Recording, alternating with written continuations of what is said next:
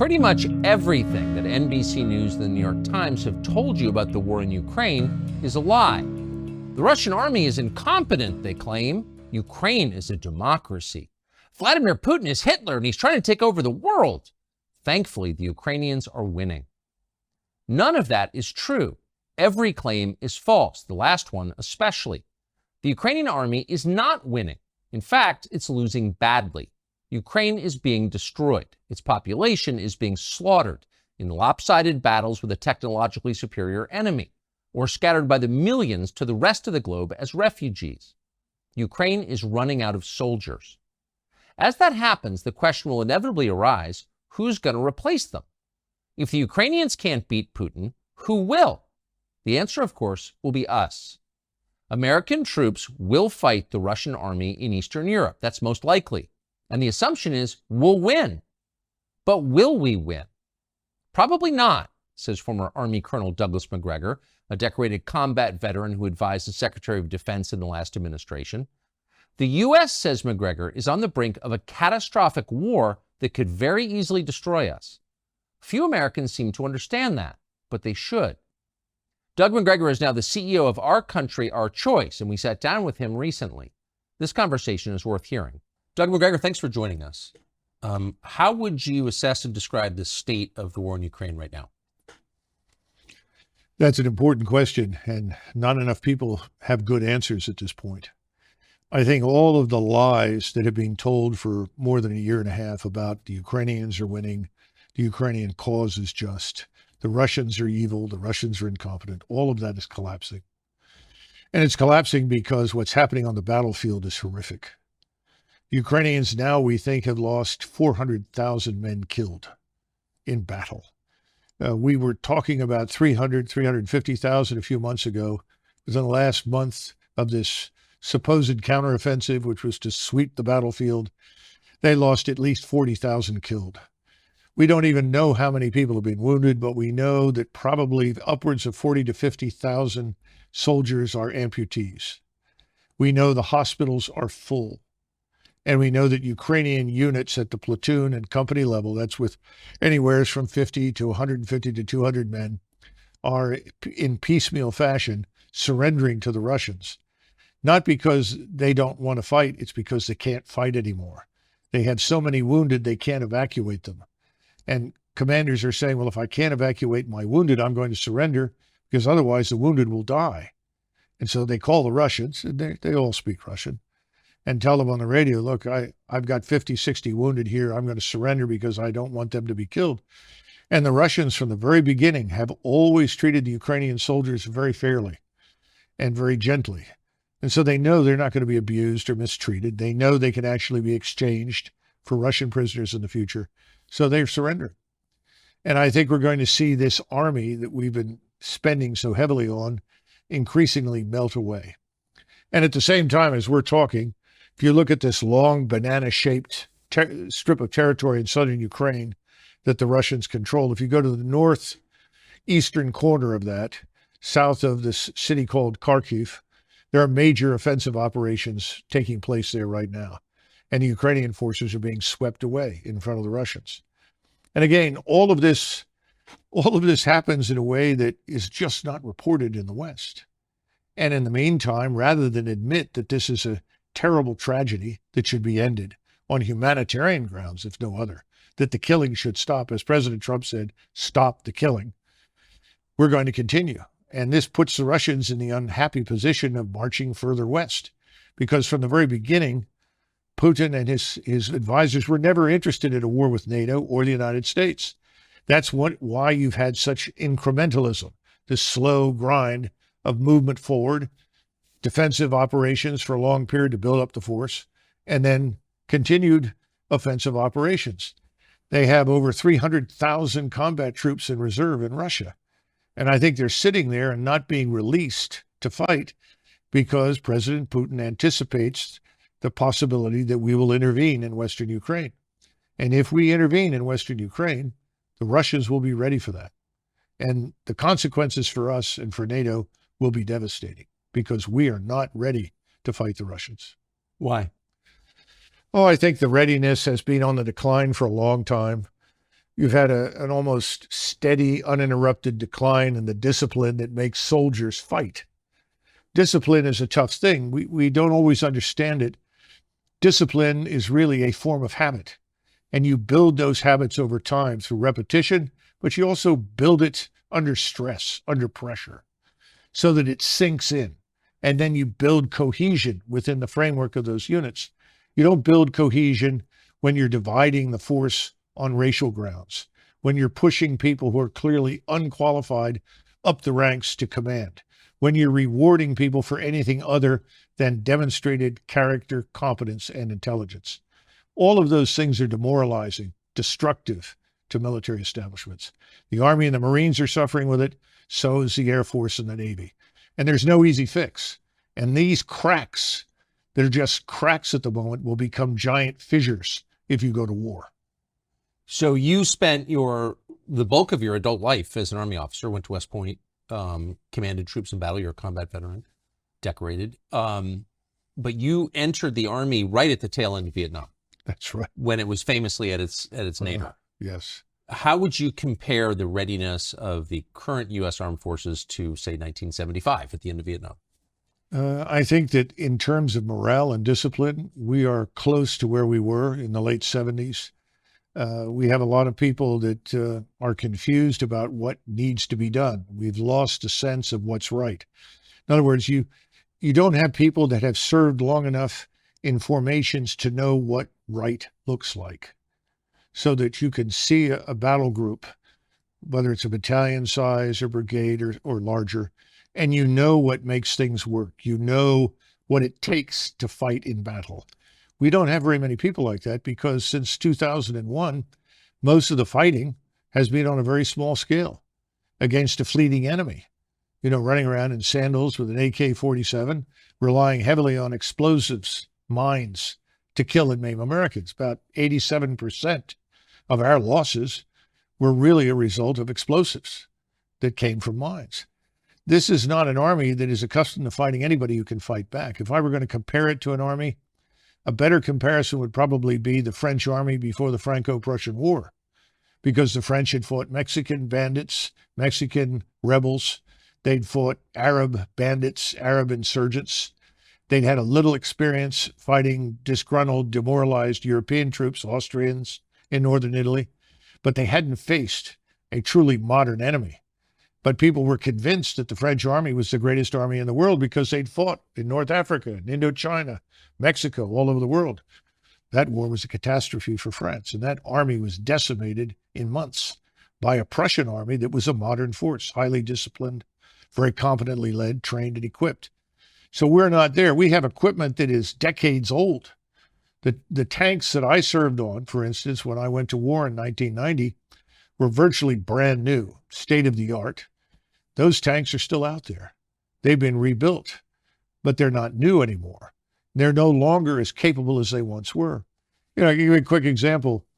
We have a turbine engine in the M1, A1 series tanks, and that turbine engine burns up as much fuel sitting still as it does moving, because it's a turbine engine. It was designed to be used on an aircraft. We put them into tanks. So that means you've got an 8-hour tank. Every 8 hours, if you're operating, you've got to refuel this thing. This thing also burns fuel at a very, very high temperature, over 1,000 degrees. And there are 40 plus connections around the engine that are very brittle, that can easily cause fires if accidentally they touch these little tubes that carry various types of fluid, if they actually touch this engine that's burning so hot. So the engine is so hot that you can track the movement of U.S. Army ground forces with tanks from low Earth orbiting satellites. So if you think you're going to hide or conceal yourself or outpace somebody, you're just a glowing target from space. To this must be added the ridiculousness of not having replaced that engine with a reliable, state-of-the-art diesel electric engine, which is much cooler, which can go for 24 hours or more without a refuel. And these things are extremely problematic when you go to war, because you have to pull forces back, refill them, return them to the front. That's not easy to do when you're operating as frequently as every 8 or 6 or 9 hours. They say, well, we put it all, I guess, a generator on there to make up for this when you're sitting still. The problem is that you don't sit still for very long in combat, because if you do, you're going to be targeted and destroyed. And that, of course, is what we're seeing in Ukraine. Persistent surveillance from space, from overhead surveillance, makes everything visible all the time. So if you're going to embed yourself in the ground, if you're going to set up a permanent position there where you try to fire from that, you're going to be targeted and destroyed very, very quickly. So that's why this defense right now looks a lot like World War I, because anybody who moves is identified and killed. The only limitation on your ability to target and destroy the enemy is ammunition. The Russians, of course, have no shortages whatsoever. You recall at the beginning of this, we have all these shortages, right? The Russians can't keep up with missiles. The Russians can't keep up with shells. Well, they have multiple manufacturing facilities operating 7 days a week at 24 hours a day. We have no surge capacity in the United States. It would take us many, many months to come up to that kind of standard where we could actually compete in high-end conventional warfare. And that's why people like me and others worry that if we get into a confrontation, that we cannot win, because the world has changed, warfare has changed, integrated air defenses will knock virtually everything that flies out of the sky, that we will then fall back on a nuclear deterrent, a tactical nuclear weapon that says, if you keep advancing, we'll have to use a nuclear weapon. We don't want to go there, because the notion that there are so-called tactical nukes, you've heard that expression? Yes. Oh, that's just a little nuke, so that won't precipitate a major war. The use of any nuclear weapon is going to precipitate escalation very rapidly, because your opponents will assume that if they don't use their nuclear weapons, they're going to lose them. So we're living in a terrible dilemma right now. The smartest thing that we can do is end this war. What is Russia's objective, do you believe? Assuming the objectives change over the course of a war. Of course. Right? Well, the original objective, obviously, was very different. I mean, if they'd made peace with the Russians back in, let's say, March or April, I think the Russians would have retained very little territory, probably only Luhansk and Donetsk, the two so-called breakaway provinces. And I think there would have been guarantees of neutrality for Ukraine and guarantees of equal rights before the law for Russians. And that's what people don't understand. Most of this has to do with abuse meted out to Russians in Ukraine by the Ukrainian government. And this, of course, is this radical nationalist government that came to power in Kiev in 2014. And they almost immediately, as soon as that government came into power, they started launching a war against the so-called breakaway provinces. And Putin kept trying and trying and trying. The Minsk Accords were another good example, trying to get to a solution that would not involve confrontation. Now we know, of course, thanks to Angela Merkel, the German chancellor, that the Minsk Accords were just a ruse, a way to kill time and give the Ukrainians more time to build up their forces. To build up their forces for what? And it's pretty clear they were building up for an offensive against Russia. And of course, the next step was that we bring in our missiles and station them in eastern Ukraine, which puts them in a couple of minutes away from all of Russia's cities and all of Russia's nuclear deterrent. So this was unacceptable. So that original deal is gone now. And the question is, what will the Russians accept? Well, I think they're going to demand that whatever remains of Ukraine, rump Ukraine is what most people are calling it now, most of what's probably west of the Dnieper River, has to be neutral. It can't be part of NATO. The Russians will never tolerate NATO forces on Ukrainian soil, because we've demonstrated conclusively that we are fundamentally hostile to Russia. So that's the minimal requirement. How that's governed, that's another question. Who knows? I'm sure Moscow would want to have some say in that government, and who is there to ensure that behind the scenes they are not once again subjected to the treatment that we subjected to them to in the Minsk Accords. What is the Ukrainian objective? I think more and more Ukrainians just want to survive this, and that's becoming very hard. And Zelensky and the radicals around him are basically committed to fighting this war to the last Ukrainian. And of course, I'm sure that Mr. Zelensky and his friends are anxious at some point to retire to their estates in Florida or Venice or Cyprus to collect on the billions that they've managed to steal or siphon from all the aid that we've provided. Remember, Ukraine is probably one of the most corrupt places in the world.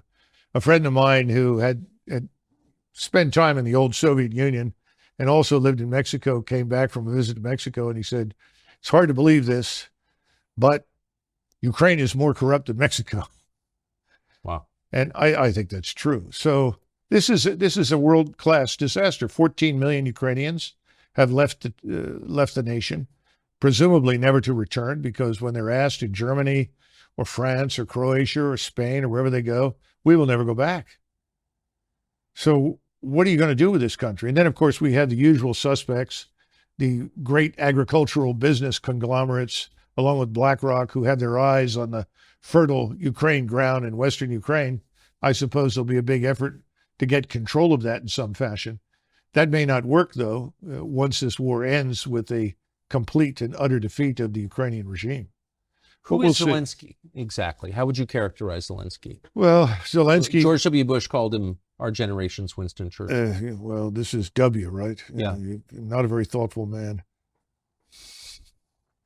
He was a comedian who made a living acting on stage, frequently pretending to be a transvestite, doing things with various body parts that I won't go into. And he was picked up by an oligarch named Kolomoisky. Kolomoisky is the individual who's probably more responsible than anybody else for funding this atrocity we call the Azov Regiment that runs around with the swastikas and Nazi gear and so forth. And he was picked and then blessed by Victoria Nuland and the State Department as their man. Now, when he originally ran for office, he ran on a peace platform. And he was overwhelmingly elected across the country because he said, if I am elected as your president, I will make peace with Russia. Ukrainians didn't want to go to war with Russia. They were looking for a way out of this and a resolution to the crisis. Of course, once he was in there, he took a different road. And I can't help but think that that road was defined for him by us. Who is Victoria Nuland? Oh, goodness gracious. All these hard questions. I do not know Victoria Nuland personally. I know Fred Kagan, and his brother Bob is married to her. And she's a long-term committed neocon. This is someone I would not characterize as either Democrat or Republic. These are people with this agenda, and the agenda says until the entire world is garrisoned by U.S. forces and is converted forcibly to some form of democracy that we approve of, the world will not be safe, and we must continue to fight. And I think in the case of Russia, Russia has special appeal because I think these people have ancestors who came from that region of the world and have a permanent axe to grind with the Russians, which of course I don't. I don't think most Americans do, and nor do I think anybody in government should shape policy based on whatever unhappiness their ancestors, experienced in a place like Russia. So that's a nutshell, but I think that's enough. And wherever she goes, usually there is conflict, crisis, and fighting. And she's a strong opponent of fighting to the last Ukrainian. Does she, do you think, have relevant experience that would qualify her to be in charge of this war? Well, obviously she does. But, it's sort of like asking somebody who has never snaked a drain or replaced a garbage disposal to be a plumber. And I think we have a lot of those in Washington. She's not the only one. So, no, I don't think she understands the gravity of the situation. These are the same people. Tony Blinken is in this with, what's his name? Sullivan I keep mixing up Sullivan with the previous O'Brien, who was in the White House. Not much difference. And Sullivan will all tell you, well, the Russians are weak. The Russian economy is fragile. The Russian armed forces are poor. Their generals are terrible. And they can't possibly win. All we have to do is to keep up the pressure and they will collapse. Well, that's been a hell of a strategy.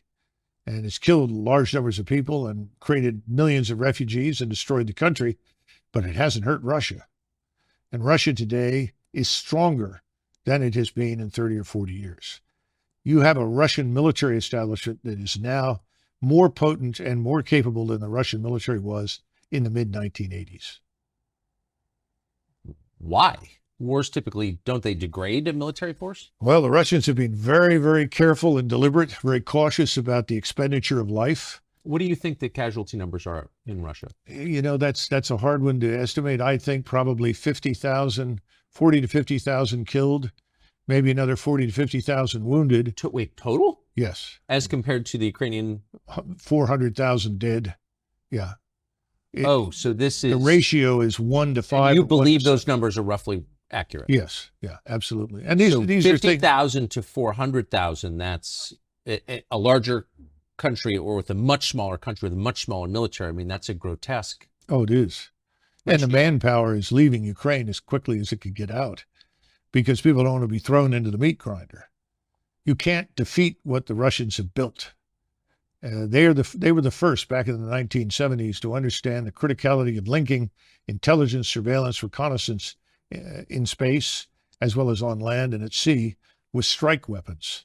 What's a strike weapon? Rockets, missiles, guided artillery for precision.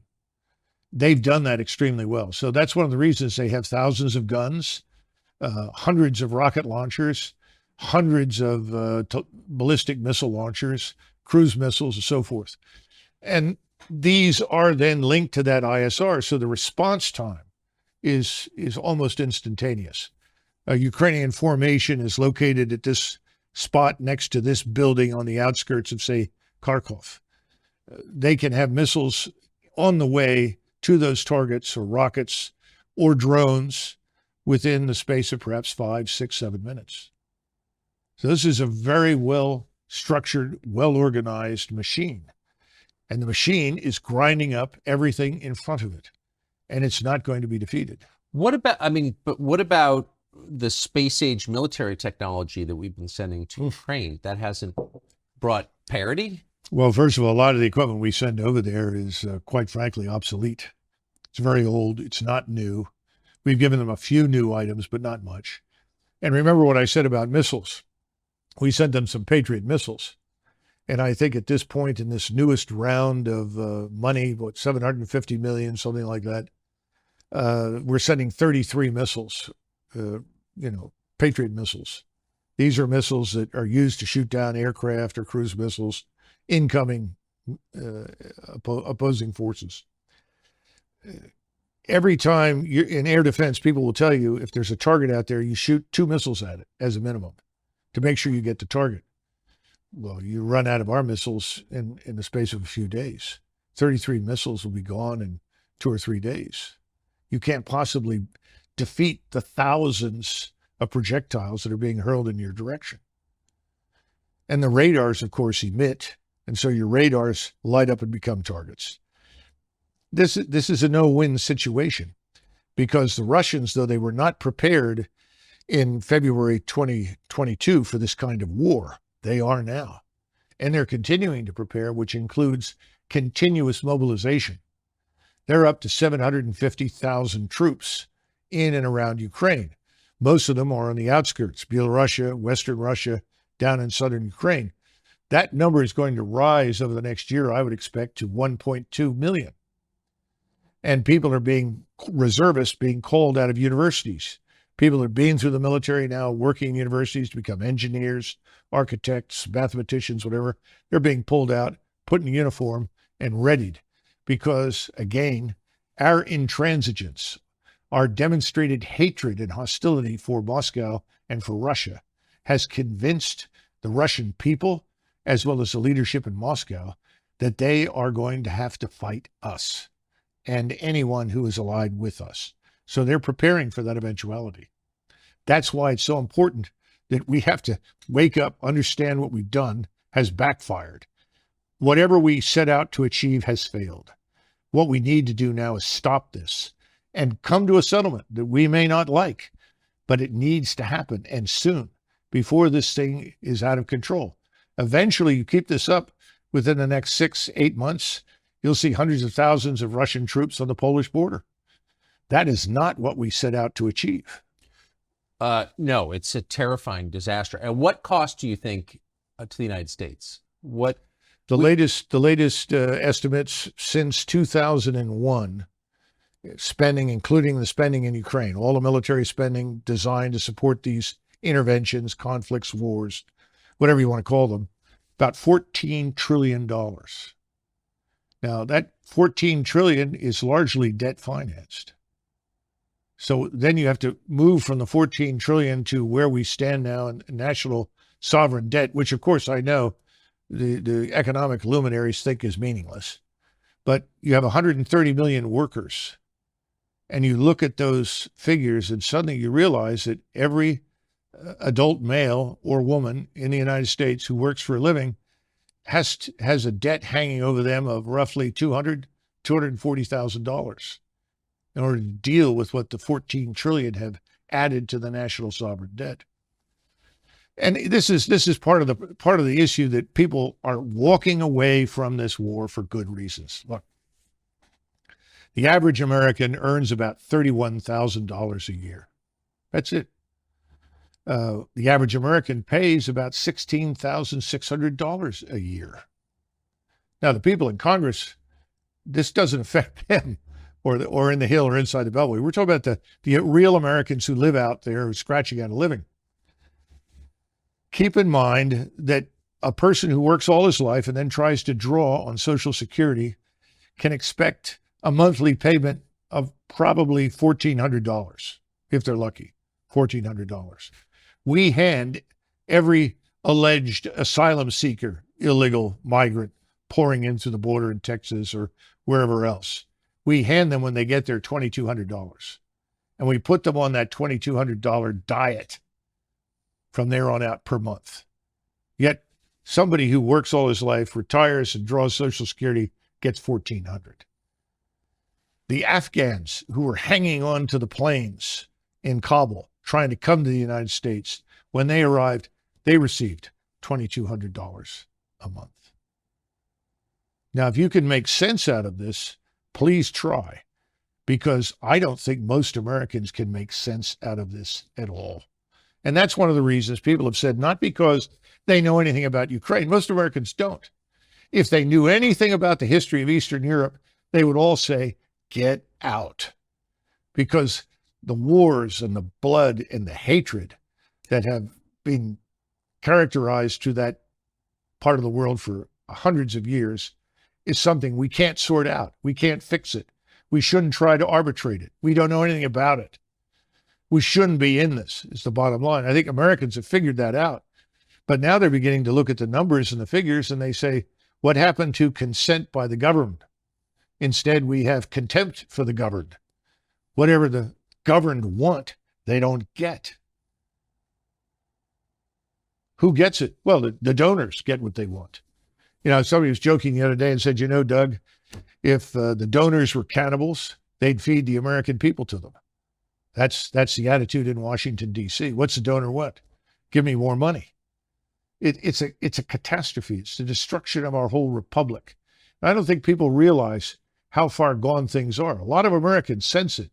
And I think we're on the path to some sort of national come to Jesus moment where we're tired of being the contemptibles. We want to have a say in what our government does, and we really don't have it. You mentioned the donors, and we just had a conversation with Vivek Ramaswamy running for president, Republican side. He's rich, and so he doesn't need big donors. But he has said publicly that he can't get money from any big-time Republican donor because his position on Ukraine is similar to yours. He doesn't buy the NBC News version of the Ukraine war. Why are donors on both sides so attached to a war that's clearly hurting the United States? Well, first of all, you've got to go through and identify the donors. What's their background? Where did they come from? And why do they feel the way they do? I think there are more personal issues here than we realize with many of them. Secondly, you have to look at the monetary benefits to them. If they're it's not just being heavily invested in the defense industry. You've seen that report from the Oakland Institute, which talks about arable land in Ukraine, the breadbasket of Europe, some of the richest, most fertile soil anywhere in the world. A friend of mine who's Ukrainian said all you have to do is take an old boot, stick it in the ground in Ukraine, come back in 6 months and something grows the boost transformed into something you can eat. He said, that's how fertile this is. So there are people that are interested in getting control of it. Oligarchs. They call them oligarchs in Eastern Europe. I'm starting to think that we should talk about oligarchs in the West. Well, of course. Because they're also invested in this. They have an interest in it. So that's part of it. Then, of course, you have the advantages of people on the Hill. You have somebody like McConnell who says, we're so fortunate that we're doing so much damage to the Russians. This will set them back for 10 years. They've lost all this equipment. The Ukrainians have done a great job. Well, of course, all that's a lie. That's a blatant falsehood. And then he follows up by saying, and we're offloading equipment so that we can replenish with newer equipment. Well, unfortunately, the new equipment we're going to buy looks an awful lot like the old equipment. So you're not necessarily getting new top-of-the-line material. You're just getting new versions of what you've already got, which, of course, is what Congress wants. Unfortunately, that doesn't prepare you for a future war because your probable opponents are investing in very different capabilities from the ones that you have. And remember, again, all the things that we once monopolized, all the precision, all of that's lost now. Everybody has it. There's nothing that we can do that they cannot also do in Moscow, in Beijing, and probably in many other countries that we don't even know about yet. But of course, it all means money. You know, where does the money go? Does it go into the Defense Department? Sure. But then it's transferred over into industry. And industry then contributes money to PACs. And the PAC money goes where? Back to the Hill. So it's a wonderful sort of recycling machine where the wash is washed again and again. Now, what happens in Ukraine? Well, the equipment shows up. Some of the equipment reaches the troops. A lot of it is sold off, ends up in arms bazaars like Kosovo, or we see it now being used by the drug cartels. We saw somebody working for one of the major cartels that is also involved in human trafficking walking around with a Javelin missile. The whole kit. Well, where did that come from? Well, it came from Europe. Probably may have gone from Europe to Afghanistan, Europe to North Africa, Europe to the Balkans, and then over into the United States, south of the border. You can't be the only person who spent your life as an Army officer who's reached these conclusions. Like, what are they thinking at the Pentagon? There have to be people who've come to the same positions. Tucker, we have right now, I think, 43, could be 44. It's usually 43 or 44, 4-star generals and admirals. You have to think about that. We have a force of 1.1. It seems like a lot. Well, let me explain just how much it is. We have 1.12 million people in the armed forces. In other words, you add up all the armed services, that 1.12 million. In World War II, at the height of the war, end of 42, beginning of 43, when we had 12.2 million men under arms, we had 7 4-stars. 7 4-stars. I can tell you who they were. You had George Marshall, Chief of Staff of the Army, Douglas MacArthur commanding in the Pacific, Eisenhower commanding in Great Britain and in the European theater, Hap Arnold for the Air Force. Unofficially, he was the vice chief, but he was effectively commanding the air forces. And then you had Leahy, who was in the White House. Admiral Leahy as the liaison officer. He was effectively the unofficial chairman of the Joint Chiefs for FDR. Then you had Nimitz and King. King was the CNO, and Nimitz commanded in the Pacific. Now, somehow or another, with only 7 4-stars, we managed to survive the greatest, most destructive war in history, and fortunately end up on the quote-unquote winning side. Now we are blessed with 43 to 44 4-stars organized into multiple commands designed to blanket the globe with American military power and interest. I think it borders on lunacy, especially since we don't live in the world of 1920, 1945. This is the 21st century. Today, if you have forces forward, they're easy to identify, easy to target, easy to destroy. So what's the point of having a lot of forces forward? Well, we can always reinforce them. No, you can't. How do you get across these vast oceans, the Atlantic and the Pacific, when your opponents have submarine fleets?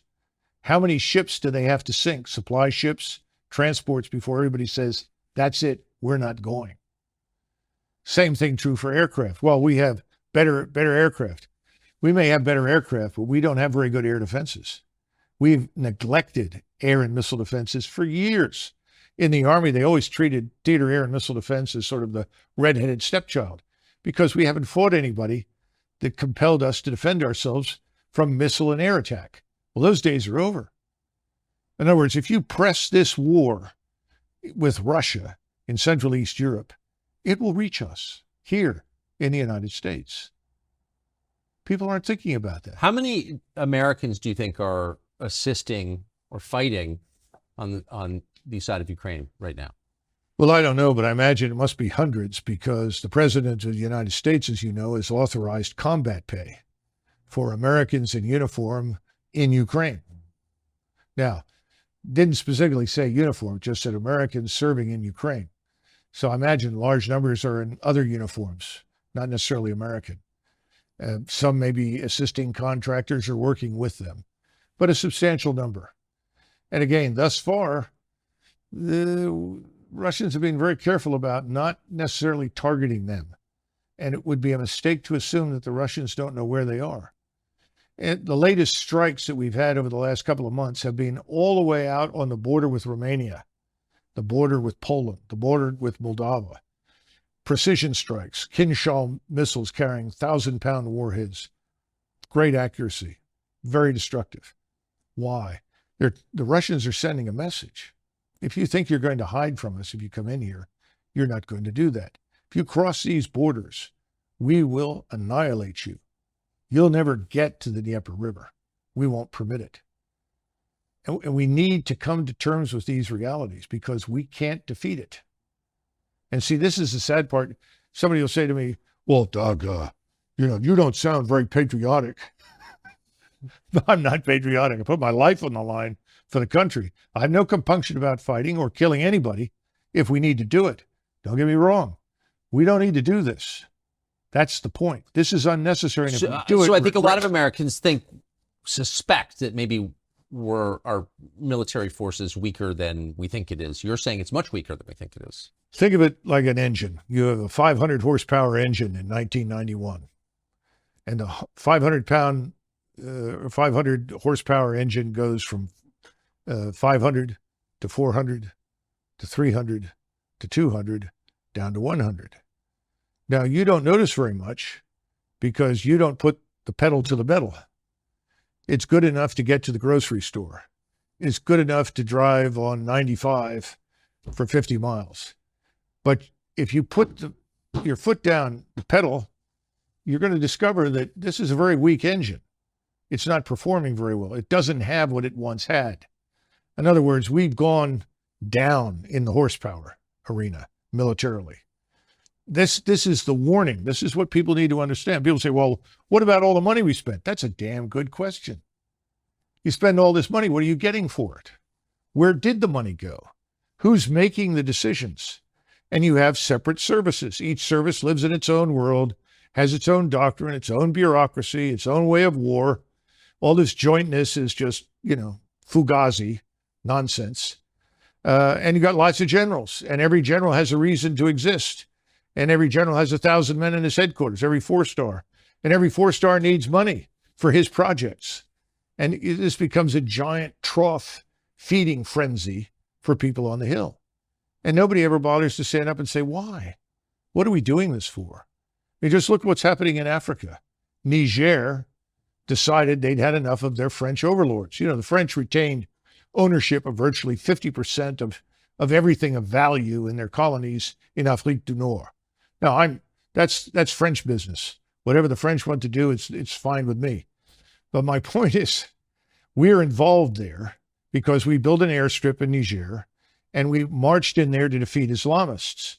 The truth is, there weren't very many Islamists until we showed up. Now there are lots of Islamists. What's wrong with that picture? And now it turns out the whole population, in addition to hating the French, has decided they hate us.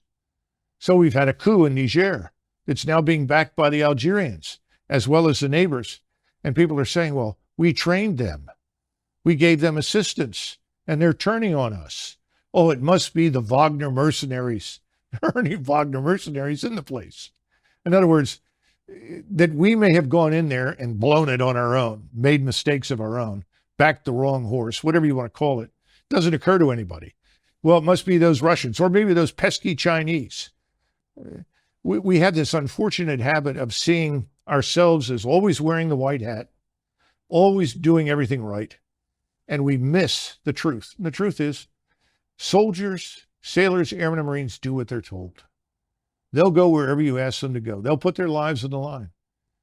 But it doesn't always make sense. And sometimes it may be for profit, not for national interest, not for the interests of the American people. And that's the problem. And no one's been watching this thing. They see the flag, everybody salutes, everybody listens to the music, everyone's enthralled. But the old 500 horsepower engine is gone. We're down to 100 horsepower. And the 100 horsepower engine is trying to make it all over the world. It's not going very well. And we haven't even talked about our economy, obviously. Given all of the, I mean, what you're saying is horrifying. And some of it, with respect, does seem kind of obvious. Almost nobody in the Congress is saying what you are saying. Chris Christie never served in the Congress, but he was a governor. He's been on the national stage for quite a long time. He's running for president now. He recently went to Ukraine to meet with the world's highest paid actor who runs it. I think we have a clip. I believe that the overwhelming majority of the American people understand that we need to be with Ukraine on this fight. Do you maintain the current commitment? Do you expand it, or do you contract it? I increase it. My position on Ukraine, which is that we haven't done enough. And that while I think that President Biden has certainly done better than President Trump, and President Trump did better than President Obama on this, we still have more to go. We can spend this money now and have Ukrainian soldiers fight our war, or we can spend a lot more money and American blood later to fight in Taiwan. How do you respond to that? When we were in Vietnam, I was 16. And I remember General Westmoreland telling everyone, if we don't fight these people in Vietnam and to fight them here, we'll be fighting them in Los Angeles and in all our major cities. So we have to stay here and win this, or that's what's going to happen. A lot of them did go to Los Angeles and build thriving businesses, actually, in the end. Well, my hat's off to them. That's fine. I have no problems with that. But I think it's a lot of nonsense, And it's the same thing with Ukraine. But Chris Christie's not stupid. He's very dishonest, obviously, but he's not stupid. Well, he has donors. That's what that is. Of course. Where's he going to get his money? Well, there, Governor Christie, we want this war in Ukraine. We want to see that man Putin removed. We got to get rid of him and his regime. Why? Well, it's not democratic. Most of the world is not democratic. There are a lot of people that don't think we're very democratic anymore. We're not. So who are we kidding? I think Americans are waking up. And Christie is probably there for name recognition and more money, but I don't see him winning anything. No. But he does, I mean, in a blusterier way, he's expressing the same thing that the rest of them, Nikki Haley and all the rest, are Well, saying. Doesn't this also divert attention from far more serious matters here at home? It really does. What does it cost Christie to say, we have to beat those Russians? Nothing. It doesn't cost him anything. It costs the country a great deal in terms of money, prestige. What Fitch just downgraded our credit worthiness one more time. And people say, oh, it's not a problem. The bond yields are on their way up and prices are on their way down. When is the Treasury bond fire sale going to happen? When do banks offload these Treasury bonds that they bought when they were at zero interest because they're now worthless? What's going to happen in China, in Japan, in Saudi Arabia, where they have lots of bonds? I mean, we're fragile. We're vulnerable. Nobody even mentions it because nobody wants to fess up and tell the truth. We've overreached. We're running on fumes. What about this economy? What are we building? What are we producing? That's what made us a great power between 1865 and basically 1920. That's when your industrial base was created. That's when you had people like Edison and Tesla, Rockefeller, all these people. They were tough and they were intelligent and they were effective. The only person I see out there now who's remotely like that is Musk. He's building something. He's creating something. When you do that, you create employment. I don't see that happening. High-tech startups? The hell are they? What are they doing for us? A new app on your phone? We've got to wake up and say, oh, well, AI is better algorithms. Better algorithms do not replace human beings, and they don't necessarily create opportunity for people to work. We've got to think this thing through very carefully. We haven't done that. What about our energy sector? Oil, gas, we've killed it. We have what, half the refineries we once had? California had something in the neighborhood of 43 or 44 refineries. They're down to 23. You know, how long before suddenly we're in another energy crisis and we need to rapidly refine fuel? Can we do it? Well, the answer is it's going to be tough. It applies, the same thing applies to Raytheon. We want 200 missiles and we want them now. Well, we have no surge capacity. There's no excess capacity built into anything. What are we going to do with this scientific industrial base? What about our agricultural sector? What are we doing for that? High-end manufacturing is dead. We need to repatriate lots of industries. That's what President Trump talked about. We absolutely need to do that. People say, well, we want free trade. Well, I'm 100% for free trade as long as it doesn't kill us. But if it kills us, then I'm for protection. You know, I think we need to understand how we got where we are today. I don't see anybody talking about that. And I think Americans are beginning to turn these people off. You know, Democrats, Republicans, it's the uniparty. Who are we kidding? What are they doing for us? The swamp gets bigger and richer. The rest of the country gets poorer. I don't see any good outcome right now from any of these candidates. Perhaps I'm too harsh, but that's the way I feel. Last question, and it's more a piece of tape that I want to get you to respond to, but I think it's come to a lot of people's attention. This is just so perfect that one of the spokesmen for the Ukrainian military is an American guy, leftist, dressed up like a woman, who's now wearing a Ukrainian army uniform and talking about killing Putin. Watch this. If you look at Putin's mouth, you'll notice that blood drips from it. He's a vampire, carrying out genocide against both Ukrainians and Russians alike. Vlad Putin bathes in the blood of innocent children and enjoys it. And this is why the dictator of the Russian Federation must be deposed, and why peace talks have to be focused on President Zelensky's 10-point peace formula and the full liberation of Ukraine. There's something so perfect about that, the convergence of every ugly anti-human trend in modern. Is that a transgender person? That's a guy with fake breasts. Yeah, yes. Yeah, that's interesting. Well, I think everything else is fake too. We estimate that at least 60,000 children from Ukraine have disappeared, vanished since this war began. Where are they? What about all of the women that have been sold into prostitution that once lived in Ukraine? I mean, this war is a catastrophe. The people bathing in blood are in Kiev and Washington, not in Moscow. And this sort of thing is going to play well until it can't. And that's the sad part. We're going to see this whole thing collapse and implode. It's coming. And with it, NATO? I would think so, because the Europeans right now, Germany is well into a recession. It has systematically deindustrialized itself by casting its lot with the anti-Russian crowd.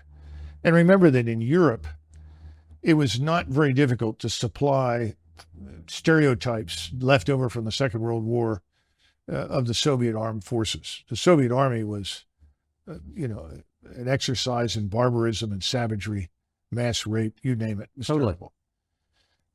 That's not Russia today. Russia today is a very different society, very different state. And that's been Putin's effort from day one. He's been interested in restoring Russia as an Orthodox Christian state with a true national identity and a strong national culture. That's probably another reason why so many people want to destroy Russia.